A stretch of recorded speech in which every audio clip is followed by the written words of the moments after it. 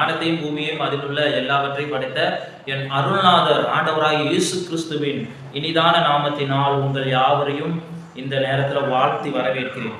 இந்த நேரத்தில் கொஞ்ச நேரம் சிந்தனைக்காக நான் பார்க்கக்கூடிய பகுதி சங்கீதம் 5:11. உம்மை நம்புகிறவர்கள் யாவரும் சந்தோஷித்து என்னாலும் கெம்பீரிப்பார்களாக.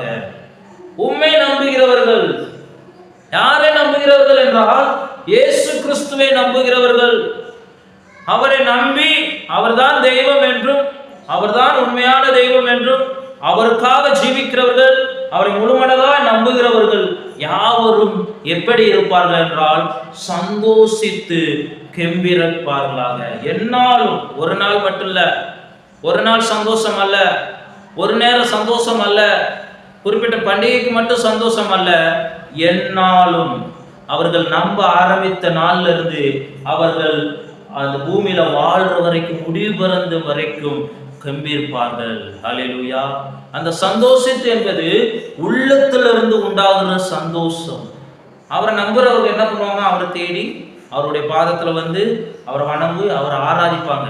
அவரை ஆராதிக்க ஆராதிக்க, அவரை துதிக்க துதிக்க இருதயத்திலிருந்து நம்மளை அறியாமல் ஒரு சந்தோஷம் உண்டாகும் பாருங்க. அந்த சந்தோஷத்தின் நிமித்தம் கெம்பீரிப்பார்கள், அனுதினமும் கெம்பீரிப்பார்கள். அந்த சந்தோஷத்தை, அவர் நல்லவர், அவரை நான் நம்பினேன், அவர் எனக்கு அற்புதம் செய்தார் என்று சொல்லி அவரை துதிக்க துதிக்க, அவரை நம்பினேன், நான் கைவிடப்படல என்று சொல்ல சொல்ல அந்த சந்தோஷம் உண்டாகும் பாருங்க.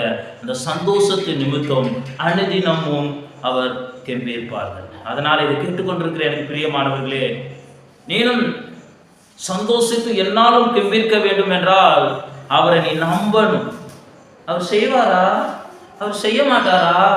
அப்படி அல்ல நம்புவது, அவர் செய்வார்.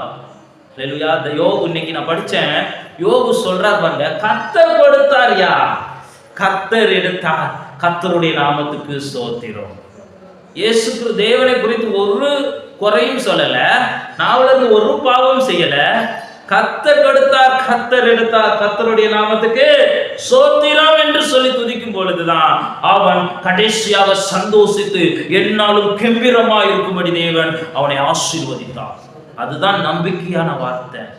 என் ஜீவனே போனாலும் நான் நம்புவேன் என்று சொன்னான். அல்லேலூயா. நீங்களும் அந்த அரவர சந்தேகத்தோடு நம்பிக்கையோடு இருக்காம அவரை முழு மனதோடு நம்பும் பொழுது உன் ஆத்துமா சந்தோஷித்து என்னாலும் நீ கெம்பீரமாய் இருப்பாய், அவரை பாடி துதிப்பாய். அதனால அவரை முழு மனதோடு, முழு இருதயத்தோடு, முழு பலத்தோடு அவரை நம்புங்கள். இந்த வார்த்தை மூலமாக ஆண்டு